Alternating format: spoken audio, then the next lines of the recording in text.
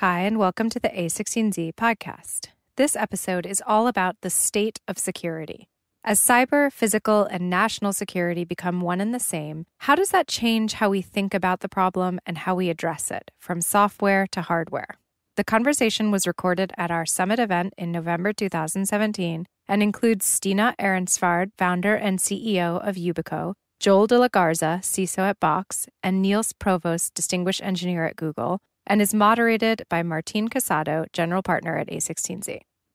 I used to work for the intelligence community, and I used to go to these kind of think tanks for the government, which were about sovereignty-ending events. And so you'd have these different experts in different areas, and you'd think, what can we do to the U.S. critical infrastructure to create the end of sovereignty? And then you'd have the civil engineer, and you have the electrical engineer, and you have someone that understands hydro, and we'd all sit in a room.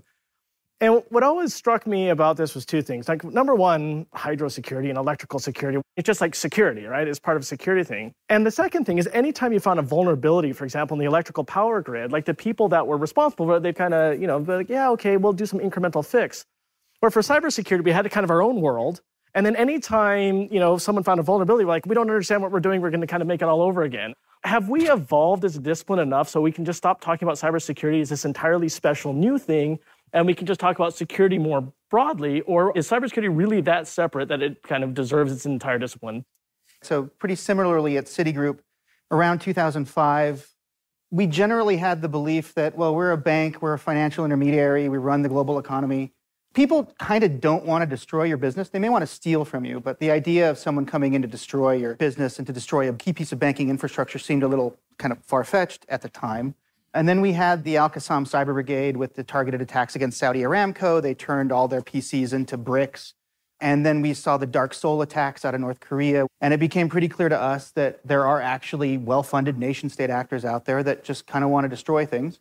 And that kind of changed the way we think about it, right? So I think to a large extent, there's a really weird thing about information security in that it's an industry that, for the most part, shouldn't exist.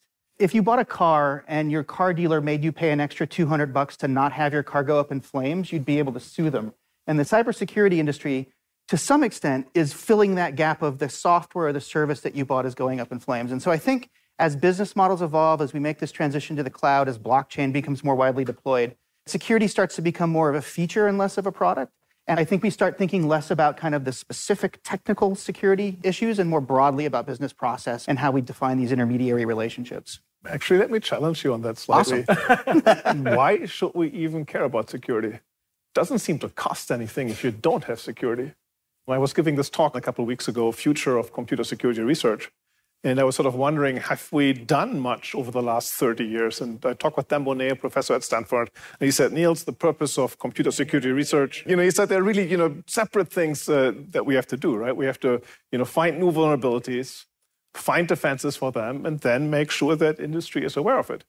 And if you sort of look at it from that lens, we have done great. Over the last 20 years, we have found lots of new vulnerabilities. We have found lots of new defenses, but we don't seem to be able to translate them into practice. And if you look at every other week, we seem to be reading in the newspaper about another company that has been compromised. And so that really makes me wonder, it's probably not really a technology problem, it's an incentive problem. How do we create a world in which people actually want to have better security?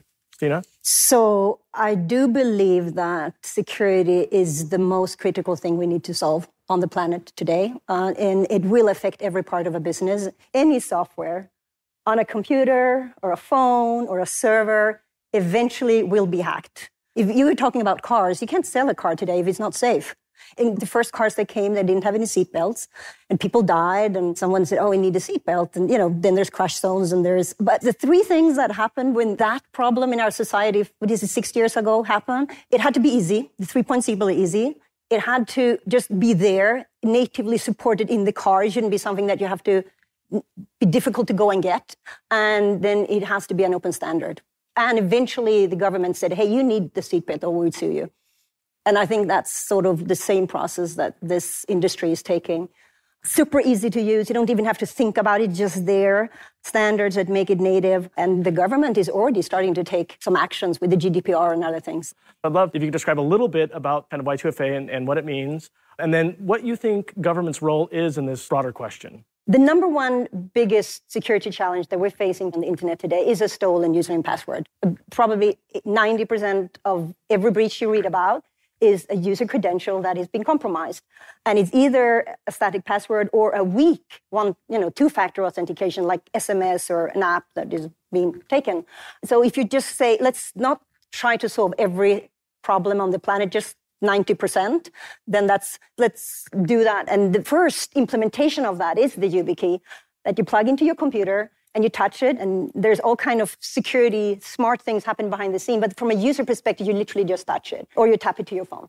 And if I may very quickly interrupt, we have mandated a hardware second factor for everybody at Google since 2009. Everybody is using a security key nowadays. We have not had a single successful phishing attack against a Google employee since then. So I want to continue to dig into this question because what I've heard Google, which everybody knows, saying this is a good way to do things, and many people following. I've heard an open standard, which is an industry consortium, but I'm actually curious if government does have a role. Actually, Joel, you used to work for the government. Do you think this is something that the industry is solving, and with these two huge innovators like we're seeing, or do you think that there is kind of more of a public role in this? Yeah, there's a couple different ways that the government can help and a couple ways that it's historically hurt. Part of my job working as a CISO for an internet property or a bank is that you get to get involved with people that try to hack you, and you get to make decisions about whether or not you're going to prosecute them, work with law enforcement, how that relationship's going to happen. The criminal justice laws, the laws around computer intrusions in this country are really profoundly broken. There's not a lot of sophistication or nuance in them. It's essentially treating every kind of computer intrusion like it was armed robbery. And that creates a lot of problems with when you decide to prosecute and how you want to pursue any kind of legal remedies around these issues.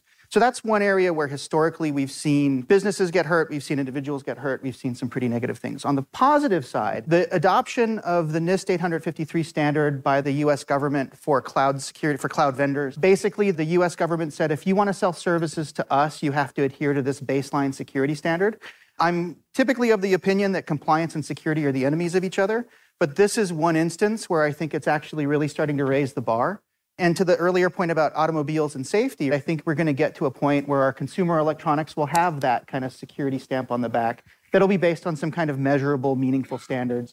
I don't know if it's going to happen within my lifetime, but hopefully it does at some point. Niels, where do you think the government's involved? Is it possible for the government to be involved in a way that's net benefit, or you don't have to cross-check? I mean, how do you view that? So we were talking about compliance standards, and frequently what they achieve is compliance. They don't achieve security. Maybe the standard Joel mentioned, NIST 853, may change that. But there's some fundamentals that still tend to be true about security. Right? One of them is we don't really know how to write secure code. Yeah. So that means that one of the things that we always must be able to do is patching. And now if you have government regulations, let's say, FIPS 142, that essentially create incentives not to patch, you're probably not better off. It does seem that government realizes that maybe the commercial clouds are a place for them as well. They can help with maybe changing the way that we look at regulation and actually create best practices and standards that meaningfully improve security. So between Stina and Niels, we've got two representatives of hardware roots of trust being used in security in a very serious way. I mean, so YubiKey is a hardware key that you put in and that provides you a root of trust. Niels, so Google is actually very famous for the Titan chip. So the servers have a specific chip, which is a hardware root of trust, which the security community for a long time has been saying that you need hardware roots of trust. Now, Joel has had deep industry in experience on the buyer side, both at a bank and at a startup, where you don't have the same level of control that perhaps Google does or a vendor does. And so how practical is, or how much of a shift do you think the industry needs to go through? Well, A, first, do you think hard roots of trust are required?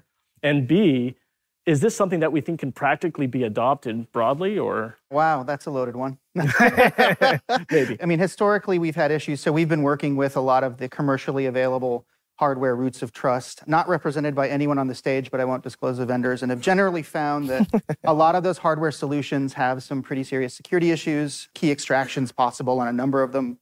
There's a bunch of CVSS vulnerabilities that we've reported, or CV vulnerabilities we've reported around some of those products.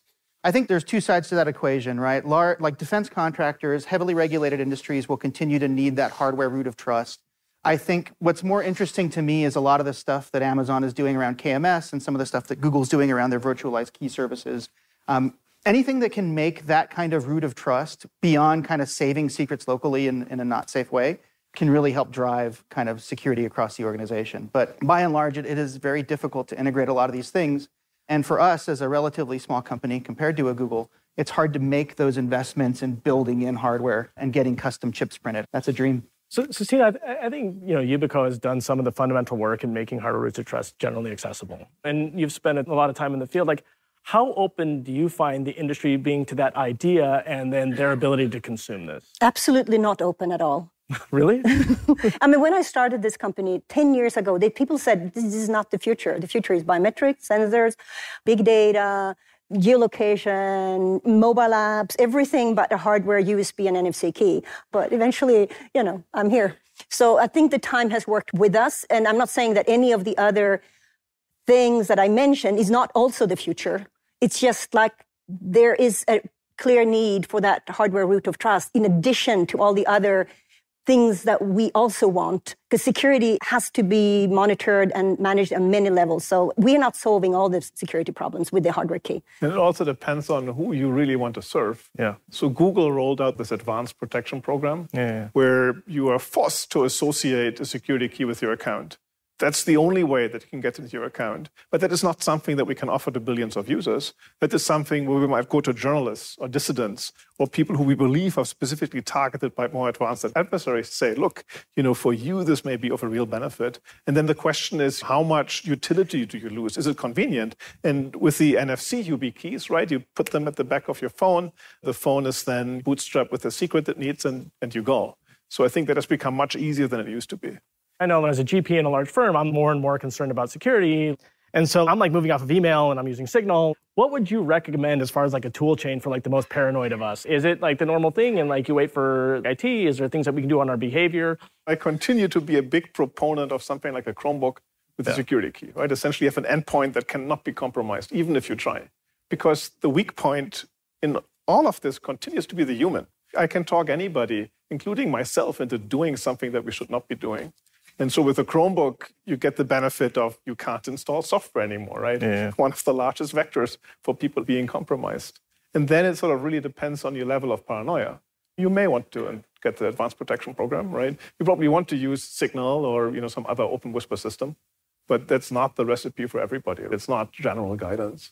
Joel, are there things that like lay end users can do that will meaningfully improve things, or is this really a problem for the CISO or the organization? We also do 2FA for all of our services, and whenever an executive goes to a hostile foreign nation, we send them with a Chromebook, and then we donate it to a charity in East Palo Alto so that their intelligence agents can watch kids grow and develop. It's kind of a joke we play on people. I would say that, beyond that, where we get our single largest return on investment in terms of security spend is around training and engagement and just helping get people like yourselves to know that you're targeted, how you're going to be targeted. We've seen a lot of the issues move out of the targeted phishing attacks to the I'm buying you a drink at a bar, or I'm talking to you at a conference to solicit private information. It's really just about getting people to understand kind of the human side of this, because we are essentially the weakest link in any kind of security model that we build. And it's really about kind of investing after you've taken care of patching, universal 2FA, and then your Chromebooks, educating your users on just being paranoid about what the risk is and how it works. But if you do that, you're already pretty good. You're really good. Yes. You're doing a great job. Yeah, that's 90% of it. And given all the things on the table, how do you prioritize? So assume you're being targeted by a nation-state actor with a lot of resources, a lot of skill, and sort of potential catastrophe that you want to avoid. How do you prioritize closing your gaps? And for the most part, we have not figured that out, right? We do not know how to measure risk. And so, for companies such as Google, we just invest a lot of resources and money in security. But for other companies, that really becomes a problem.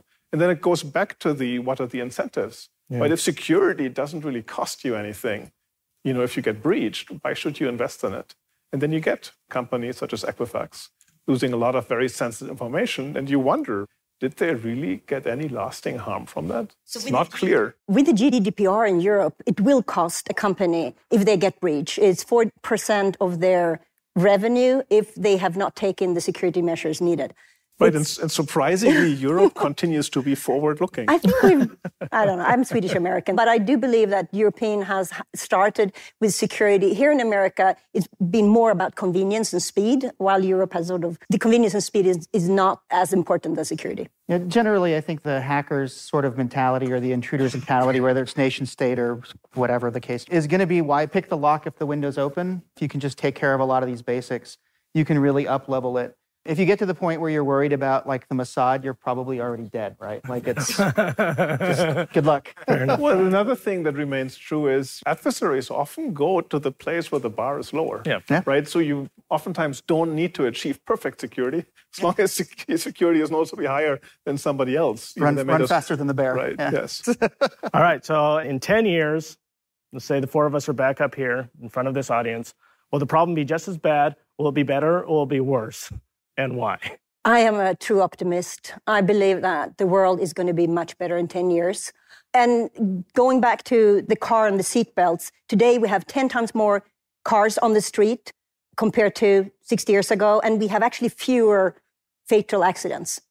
And it's because there is built-in security. So security is going to be native in platforms and browsers with standards, and that's the key. In 10 years, everybody is going to be on a professionally run cloud that takes care of all of your security needs. Is that what it is? All right, fair enough. What he said. No, I think that hopefully my goal is to put myself out of a job in a positive way, not in a negative way. And that in 10 years, it's all about standards. And then it ultimately becomes about risk transfer, right? Some form of insurance. And it's about leveraging standards to mitigate as much of the risk as possible and then transferring the risk that you can't control through some kind of an insurance policy. So the cloud discussion cuts both ways. Some people will be like, actually moving to the cloud is less secure because there's larger attack surface, et cetera. And you've been making this argument for quite a while now that the cloud will make you more secure. Why do you think that is the argument over? You just end up getting economies of scale. There are lots of companies that can just not afford the level of security that's required these days. Yeah. And companies such as Google or Microsoft or Amazon will just be able to do that much, much better than you could do yourself. That's not said that there won't be some companies who will still be better off doing it themselves because they can invest all the resources. Yeah. But that's going to be the minority. Thank you very much. Please help me thank the panelists. Thank you.